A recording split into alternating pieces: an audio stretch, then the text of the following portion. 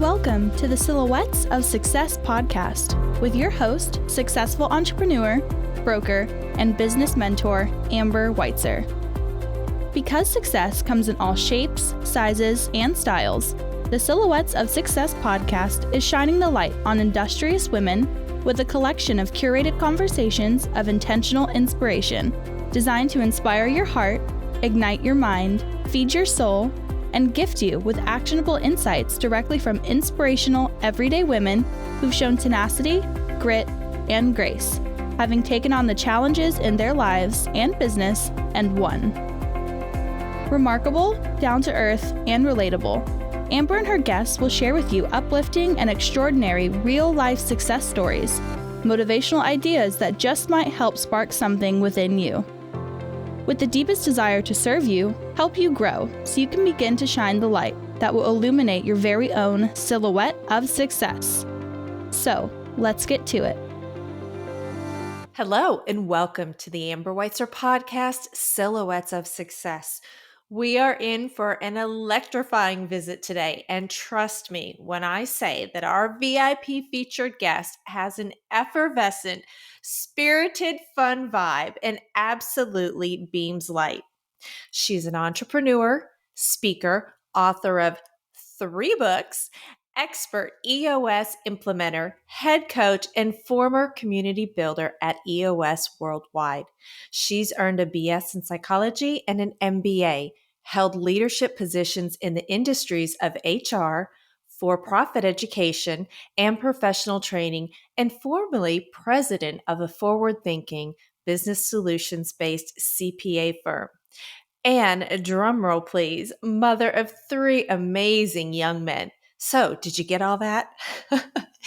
Please help me welcome our VIP featured guest, Jill Young. Hello, Jill.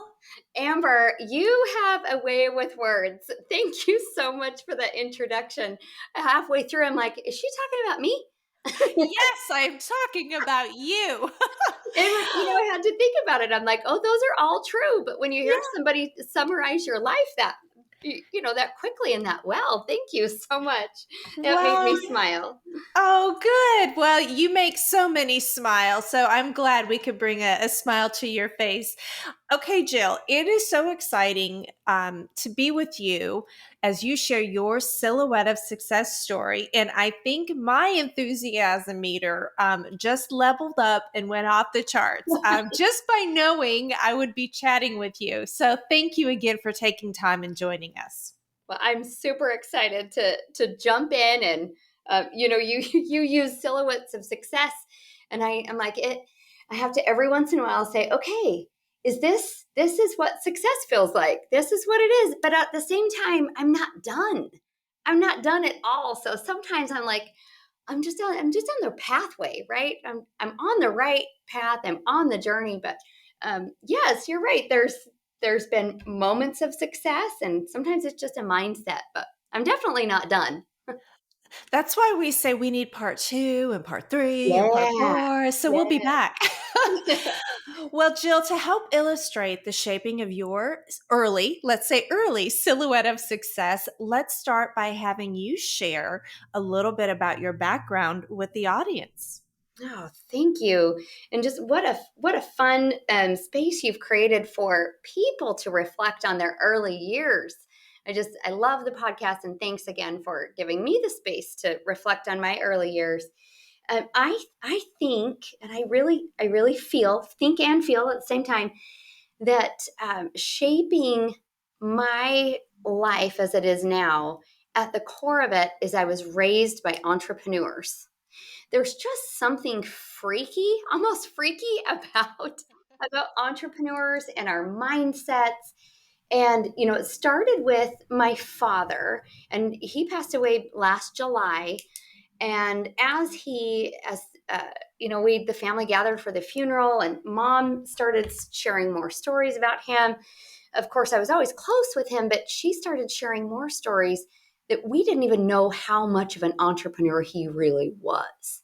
I mean, it was everywhere. He probably started 20 different businesses and we maybe knew about 4 or 5. He was an inventor. He would go down in the basement and tinker with stuff, come back up and go, I have this thing and now we're going to go out on the road and sell it. But he also had, bigger businesses that the children, we all worked in those businesses. But really, when I think back, I think I started my entrepreneurial journey when I was 8. So I'm 47 right now. So I'm like, I've got 39 years. Did I do that math right? I don't know. I'm a words person. I'm not a numbers person. I've got so many years of entrepreneurism behind me because he gave me those opportunities. One quick story that I think everybody will enjoy. He would take me with him. I was the youngest of 4 children, but the youngest by 10 years. He would take me with him on his, professional appointments. He'd have to visit the CPA and the attorney. And I remember as a little girl looking up at this old man, who was probably only like 40 at the time, but I was 8. I was looking up because I was short, right? And I have this vision of looking up, and I asked him a question. Just, I'm just supposed to be tagging along, but I asked a really intelligent question. I can't remember what it was. And there was a pause in the room when I remember this man looking at me like, why are you talking? Just kind of confusion on his face.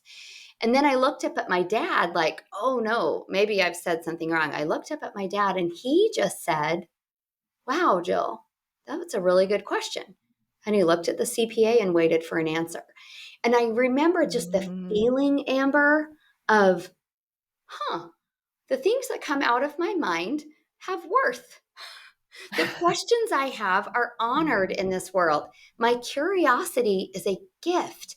And I think just that, whatever that sparked in me, I've just carried it throughout my life. You mentioned I wrote books. I write books because I'm curious. I write books because I don't know things and I want to dig in and find out. I'm a coach, and I'm a good coach because I'm curious and I don't know things. So I ask sometimes what would be the dumb question, but I really think that experience, just being raised by entrepreneurs, it just sparked something in me that has been the core of my shaping of my silhouette, as you would say it. Such memories. I'm sitting here, of course, and I say this all the time. I am a note taker, and in the moment, if I don't write down certain notes, maybe I don't have the opportunity to go back and reflect, one-on-one, or bring more out of the guests. But the curiosity and having that precious memory that is almost, what do you call it? A cornerstone of, Right. or a foundational block that, and for it to have been your dad in that environment that, that's just amazing. Thank you. Wow. I feel very blessed to have been able to remember it, right? Yes. Sometimes I'm sure we have experiences we don't remember. There is an exercise I go through every once in a while. It's with an exercise I call the health of the leader. And it's basically where you get yourself to a healthy place. Just, good things we talk about on this podcast, like self-care and self-love and self-compassion. When you get yourself to that good place, you can look back at your history and you can pick out the good things. And then you tell yourself a story about the good things that have happened in your life. Because really, if we think about it, the past is made up, the future is made up. Just choose the story that you want to keep telling yourself. I could also, if I chose to, tell myself that I was raised by in an entrepreneurial family, and so I spent a lot of time alone. And sometimes I didn't feel included because I was the youngest in the family. That's just not the story I choose to tell myself. I choose to pick out all of those great things about being raised in an entrepreneurial family that sparked genius in me, and I choose to nurture those things.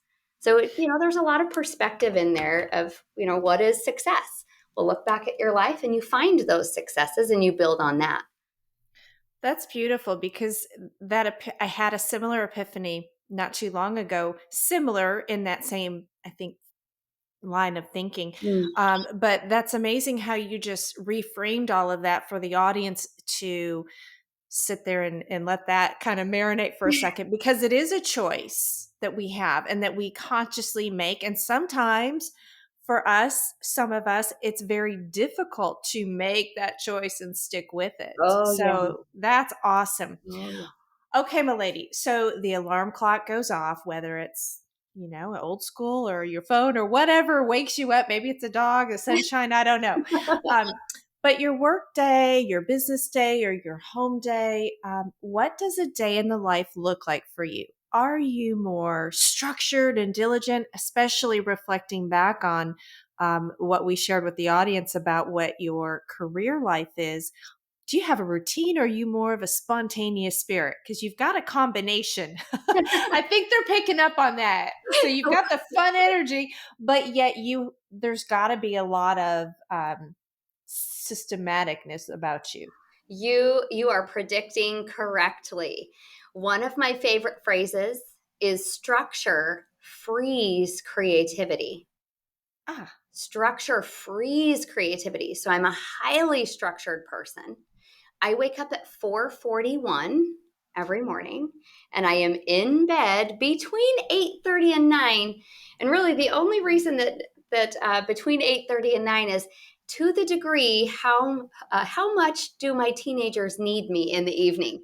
Sometimes those teenagers, they want to talk. Well, and I have adults now too. So teenagers and young adults, sometimes with the time when they want to talk is in the evening. So I don't always get to bed as early as I'd like to, but in between 8:30 and 9. But that's the only variable that I let get in the way of that. But I firmly believe in a very structured, I call it an AM bookend, so a morning bookend, and a PM bookend. So in the morning, by the time I start my work by 8 a.m., I've already had so many wins. So I've worked out, I've meditated, I've journaled. I also sing and dance every morning. Oh, geez. Now I'm like, yep, here we are. This is what I do. Here's the visuals There we go. formulating. That's right. That's right. Sometimes I'll tell my clients that and they look at me funny. I'm like, yeah, it does. It looks funny. It's not pretty. But I like to sing and dance every day. So, I have a stretching routine. So I get all of that self-care in the morning.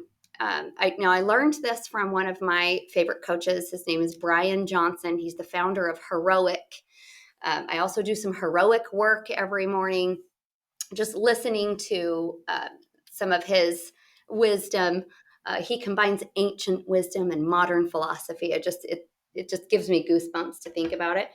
But this is his philosophy that human beings, we have a lot more control over our day in the mornings and in the evenings. So your AM bookend and your PM bookend. So if you can make those really structured, you're ready to go. You're ready to serve the world in between there. Because, there's just not a lot of predictability once you open that door to work or you get in the car to take the kids to school. Like sometimes we've got to learn to be really flexible during that time. We're all like trying to catch back up. Okay, that is pretty cool. So later we talk about having you share some of your favorite resources. So we will come back to that point on Brian Johnson too. So phenomenal. So when you talk about the different things in your world and in your life, and we're talking about your shaping of your silhouette of success, whatever that is for every individual, it's different. Mm-hmm. Yep. But there are some business accolades that we may have touched on, an author and your coach and your education. But what would you say, sharing with the audience, would be some of your most treasured accomplishment or success, whether it's personal or professional? Wow. You know what? I'm gonna go deep here on this one because there's this thought that runs through my head, and this again is another coach. So you guys know I'm a coach. I love being a coach, and coaches need coaches. So I often reference my coaches. Um, Something that I've noticed is that once I accomplish something, I'm almost looking at it. It's an out of body experience almost. I just look at that thing I've accomplished. So, I earned the title of head coach at EOS Worldwide. Wow. I still say that and I'm humbled and I don't feel worthy and all, just it stretches me every day. I got an MBA and I'm like, oh my gosh, that was so much hard work. But here's the thought that one of my coaches shared with me. He said, once you reach that accomplishment or that most prized accomplishment, he says a lot of times you look back and it's the journey that was so formative that formed my silhouette. It wasn't the accomplishment, but it was the steps I took to get there. And people who are just focused on their accomplishment and forget that journey piece. And I know I've heard you speak of this often on the podcast, Amber, when we forget that today's the accomplishment. Today's the most prized accomplishment because we're on the journey. I just love to pay attention to that. But there is one story I want to share with you that's a little deep that I'm just personally proud of. When I first started being a coach, I had very few female coaches to look up to in this organization. I think there were 4 or 5. And these women were strong and beautiful, and they had the best shoes and the best clothes and the best hair. And so I really thought, okay. And I was younger. I was also one of the younger coaches to join the organization. So I just thought I'm going to look at them and I'm going to say I'm going to be like them. And so I just did that. I bought the best clothes and I wore probably too much makeup and I had to have my hair perfect and all of this as I'm coaching. And I really thought, Amber, that people wouldn't take me seriously unless this is how I looked. Well, one day I had traveled to a client session. I opened my suitcase and I only had one high heel in the suitcase. But I traveled in, I never would travel in heels. Who would do that? That's crazy talk. But I traveled in my Chuck Taylors, my cute little low top canvas shoes. So I had a decision to make and I thought, okay, I can go into this session with this client barefoot, right? I could do that. I could wear one heel all day long, or I can wear these Chuck Taylors. So they didn't match my outfit. I wore the Chuck Taylors. They giggled, right? The client, these are entrepreneurial clients. They giggled. I told them the story. It was funny. We moved on. And I had the best session of my life in those Chuck Taylors. And they mentioned it and I felt good. I had energy. I'm like, what have I been doing all these years wearing these high heels? And I didn't even notice that it was, kind of scratching at my soul, to tell you the truth.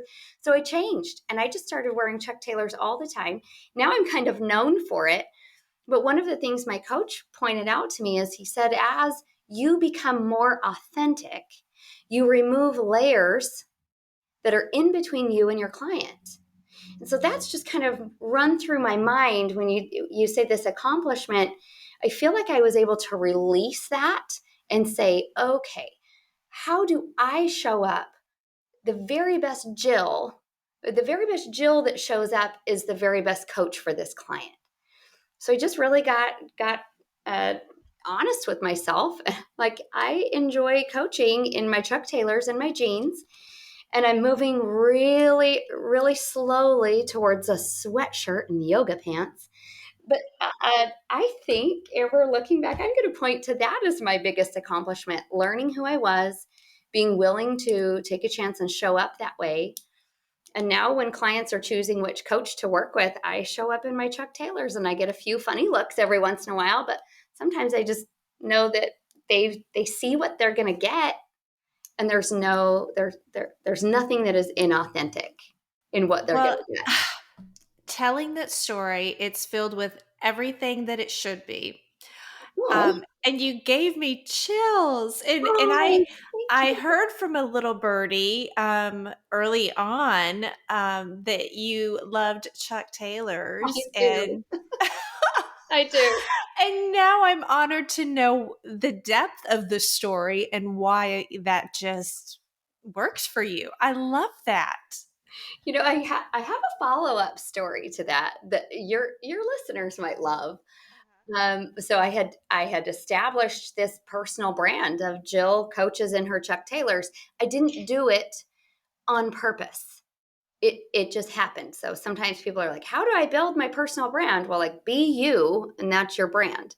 Like, please don't go do something fake. You're putting a layer between you and your client. Just be you. That's your personal brand. So I had built this personal brand on accident, but I'm like, okay, here it is. And one of my clients asked me to speak to their audience, so their clients.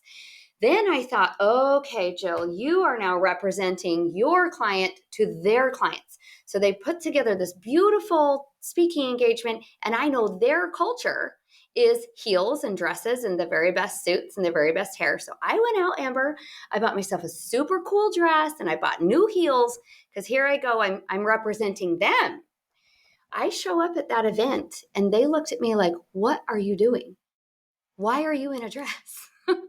we promised our clients that you do all of this in Chuck Taylors and jeans. And I said, give me 10 minutes. I went back to my hotel room, I changed, and I came back. But even my clients, they love that now. Yeah. They wanted their clients to see the real thing, because that's when they know they get the best of me. So be authentic, and then that's what people are attracted to. And yeah, they'll get angry if you're not. If you're not authentic, they will call you on it, man. Woo. Oh my gosh. Well, that's a perfect almost segue, if you will, into a follow up style question, which is with that, what are some positive adjustments you have made in your life or environment, right, to support your growth, goals, and dreams? So that's a great Oh, segue into the authenticity and yes. talk to us about that. Positive adjustments. Ooh, oh, this one's gonna be hard. It's just truth telling.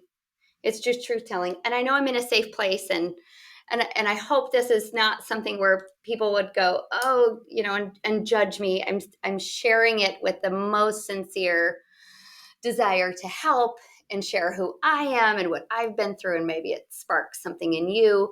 But here's a positive adjustment that I needed to make. As I moved from being president of the CPA firm into my coaching practice, everything else in my life stayed the same. But oh my goodness, if any of you are coaches or you're considering being a coach, what I didn't know coming into this coaching world is how much I was going to change as I invested in the world of learning coaching and coaching others. So, nothing else in my world changed except my job. And if you could see me, I was in air quotes job, because when you're an entrepreneur, do you really have a job? Oh my goodness. It's a more of a lifestyle. And I was growing. I was growing, growing, growing, and learning and learning and learning. But then the rest of my life was staying the same. So my friend groups, I noticed my friend groups were staying the same. And as I continued to just stay involved with my friend groups, what I realized is when I would leave my friend group activities, I felt funny, Amber. And there was this, in psychology, we call it cognitive dissonance. I was acting one way with my friends, but going to act in this elevated Jill 2.0, chapter 3, whatever we wanted to call it. And I started to get really uncomfortable around my existing friend groups. Oh, and it was painful because we've been friends for a long time. And what I noticed is that I was growing and they were not. And it's funny, I introduced them to some concepts and I'm like, let's read this book. And what do you want to do with your life in 10 years? And it just kind of fell flat. They were just looking at me like, what are you talking about? They weren't in a space to receive my encouragement or my message. And I also run into that with my children. I'm super excited about something and I'm like, oh, they're not ready for that concept. So this positive thing I needed to change is I needed to find a new peer group. And I struggled for 3 or 4 years really finding a next set of girlfriends, if you will. I've always had I've always been able to establish relationships with men, just friendly, right? We get each other, but I really needed to work on friendships with women. So what I did, Amber, because I'm never one to just kind of sit around and wait. I formed my own group.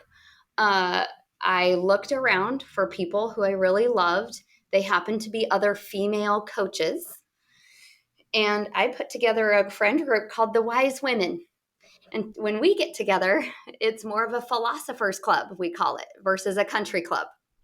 And we talk about smart things, and we have lots of fun together. But we just love thinking for thinking's sake. So that's one thing I had to do. I had to let go of some of my old peer groups and find a new friendship group. And in my case, I had to build it.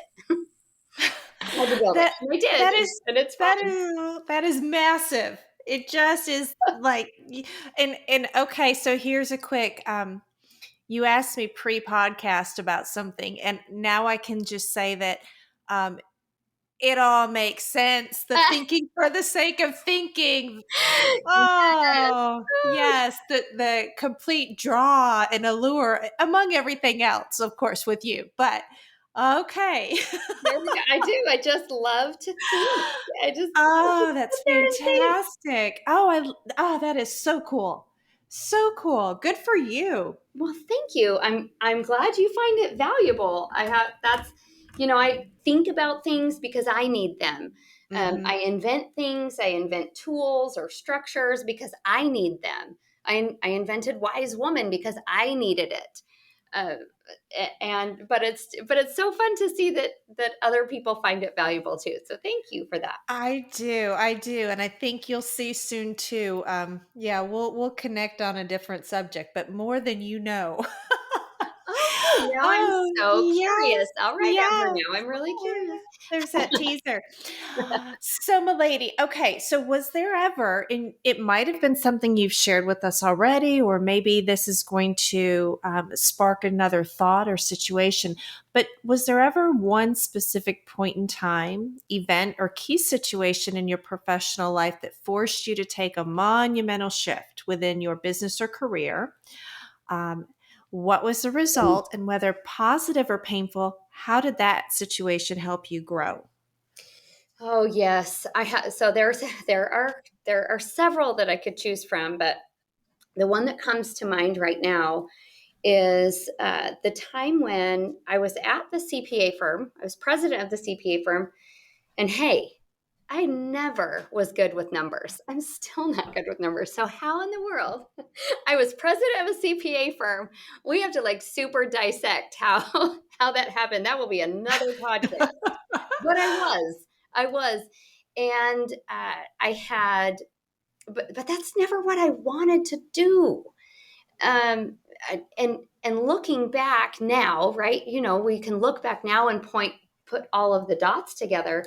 I have always been a coach, whether what that was to my girlfriends in sixth grade, or as a career counselor, or as an educational counselor. It's just me. I'm just a coach. So there was a time when I had to make a choice. I didn't have to make a choice. I got to make a choice. We all have choices.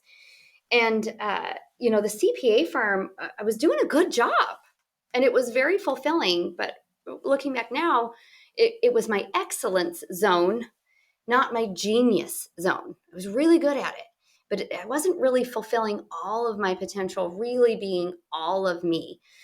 So so keep that in mind. But here's the story that really pushed me over the edge to leaving that excellence, where I had. I loved the people that I worked with. I felt like I was making a good difference in my little community. It was fulfilling, but there was something missing. But here's what really threw me over the edge. My two little boys, so Amber, you know my big boy really well, uh, but my two little boys, Tyler and Dylan, they were in public school, and they love to learn. They love to learn, but they hated school. And I was like, how does this happen? I mean, I loved school. I loved school. Like, it was just great. I didn't, and they would come home from school and they'd share these stories with me.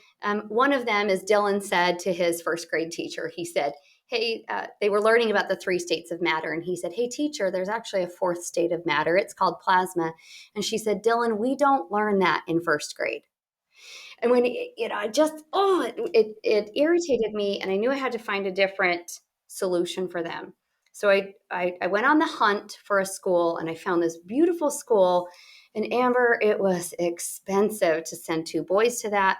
Looked at our finances, James and I, and I'm like, we just like, oh my goodness, how are we going to afford that? And although I would really love to say that I left the CPA firm to go make a huge difference in the world and be this awesome coach, the thing that really pushed me over the edge is that little boy's education, those 2 boys, that I needed to find a way to pay for that. And, going back into the world of entrepreneurism, we believe that you first create value, and then, value is sent your way. You can make more money when you do that. So that's the thing that really pushed me into doing it, is those little boys and their love of learning. So it probably a long story, but I like to share it because it's just it was a big thing, but a little thing. And sometimes it's just that one extra thing that pulls at your heartstrings to just make you make that big leap, take that risk. Well, I think the big little thing is just earth shattering, because it shook everything up. It You did. were paying attention, and you had to find, mama had to, and dad had to find a solution um, that benefits the boys and you. I mean, looking back, full circle. Oh yeah, Wow. I'd say I did it to not the core of it, but it was that thing, the straw on the camel's Yes. back to help Dylan and Tyler with their education. And I've often told Dylan and Tyler, thank you, because Yes. I'm living my ideal life. I had no idea, leaving that excellent zone, stepping into your genius, what you were really called to do. Every single day, I'm in awe of how much I'm fulfilled, but the gifts I get to share with people so that they can live their ideal lives. And I don't want credit. I like to be like the Wizard of Oz behind the curtain. I don't like to, sometimes I'll tell my clients, I'm like, no, you don't need me to come talk to your whole company. You do that. Let me teach you, and then you teach them. But it's just so fulfilling. But I had to step out of my excellence in order to find my genius. Yay. Oh, goodness. Okay, milady. So we're going to skip the sponsor break today because I want to keep going with you. Oh, okay. Yes, we're going to keep on going here a little bit. So you talked about earlier, and I promised we were going to come back to this, which we all crave great resources that help, a combination of different things. They can help inspire, uplift, expand, etc. Do you have a favorite book, resource, mentor, influencer, or something, or one thing, or 2 things you'd want to share with our audience, and tell us why you think it's a favorite? Yes. Well, I'm going to go with the core book that changed my life, and it changes the life of my clients. And the book is Traction. It's by Gino Wickman. If you are an entrepreneur and you have not read this book, please do, but you do so at your own risk. If you would love your eyes to be open to the right system to run your company on, then go ahead and read the book. It's at the core of everything that I do. So that's a business book for you, for sure. Another resource that I'd love to share, I'd mentioned it earlier. It's called Heroic. If you'll just Google Heroic, there's a Heroic app. There's a version that's free that's called Optimize, but it's the same version. It's just little bits of goodness every single day. And I found that if I invest in, going to a lecture for an entire day, I get super excited, fired up, and then, it dwindles over the following weeks. But if I just invest in myself and my self-care and my self-nurturing and my learning and my wisdom just a little bit every day, man, then it really starts to stick and I start to incorporate everything. So I love that app, the Heroic app.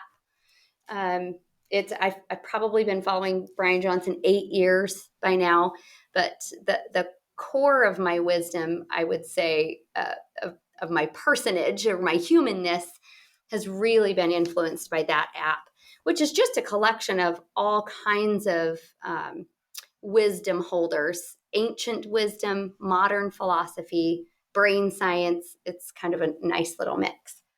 So those are two. Fantastic. Love it. Okay. And it's interesting because perhaps, and we'll give a quick shout out to one of your other boys, but he's very wise in his ways too. So he must have osmosisly picked up some of this from you. There you go. I hope so, right? When you try Yeah. to shove wisdom in your children's faces, they push back. But if you just drop little bits of wisdom, then maybe they pick up Yeah. on it. I think that's what we cross our fingers for. Yeah. Oh, that's funny. And can we share his name while we're here? Absolutely. My Brandon. Yes. Oh, I just couldn't be more proud of Brandon. And, Yeah. Brandon was naughty when he was a little boy, and he knows that. But it's so rewarding to see Yeah. where he is now, and he's Yes. excited about achieving, and he's emotionally just beautiful Yeah. in his expression. I can always count on him to be grateful, to think of other people. But I also take quite pride in his work ethic as well. I'm Mhm. hoping I had a little bit to do with that.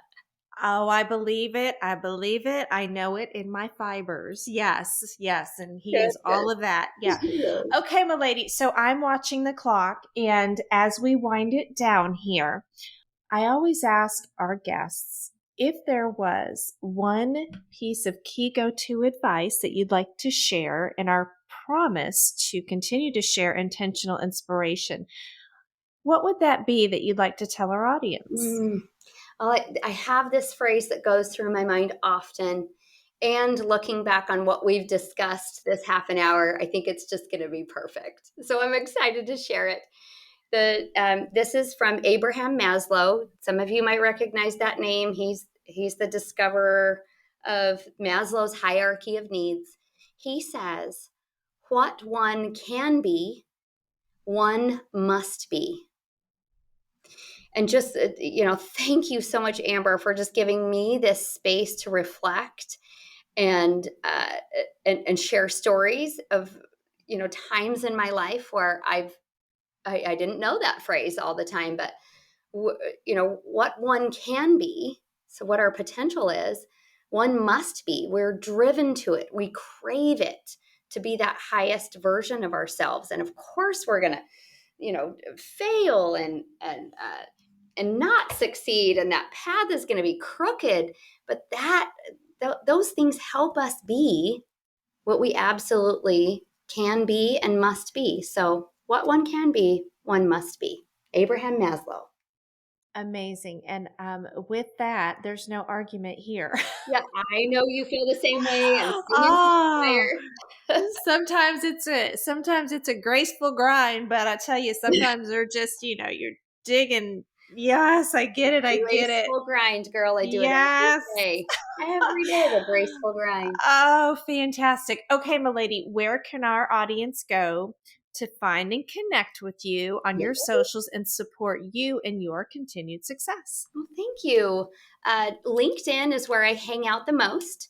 If you just search Jill Young, Texas, I pop up first. But I also do have a website, jillyoung.com. I do speaking engagements, I coach entrepreneurs, I write books, I like to have interesting conversations. I'm always looking for more girlfriends who like to just think about things. So, there's lots of opportunities for us to connect. Beautiful. And what I always tell our guests and remind the audience is we will put those links in the resource section once we publish a podcast. So it's easy for them to click and connect with you directly. Oh, Jill, it has been a guilty pleasure. Well, for me too. This has been so much fun. And you're just the way you connect people and thoughts and principles and encourage people with this podcast, Amber. I'm so honored to be a part of it. And just, I can't wait to see what you do next, because there's always something next for Amber Weitzer. That's right. Well, I think we'll be collaborating. How about that? I love it. I love collaborating. Yes, love it. Perfect. All right, my lady. Thank you once again for taking the time and sharing your, this version. Let me put that in front of it. This version of your silhouette of success. It has been an inspiration for me, and I'm so confident for many, many that listen. So thank you again. Thanks again, Amber. Thank you for joining us on this episode of the Silhouettes of Success podcast. If you enjoyed the show, make sure you subscribe so you don't miss out and join us for all the new episodes. We are here for you and with you. We encourage you to share this podcast on all your socials and pass on the light to help illuminate another silhouette of success. Amber would love to hear from you, and you can find her on Facebook, LinkedIn, Instagram, or head over to amberweitzer.com. Let's connect. Help us all shine and leave us a review too. To find out the latest ways to inspire your heart, ignite your mind, and gain actionable insights, subscribe at amberweitzer.com. We are honored, humbled, and full of joy that you've tuned in. Remember, you are exactly where you need to be, right here with us. This is the Amber Weitzer podcast, Silhouettes of Success.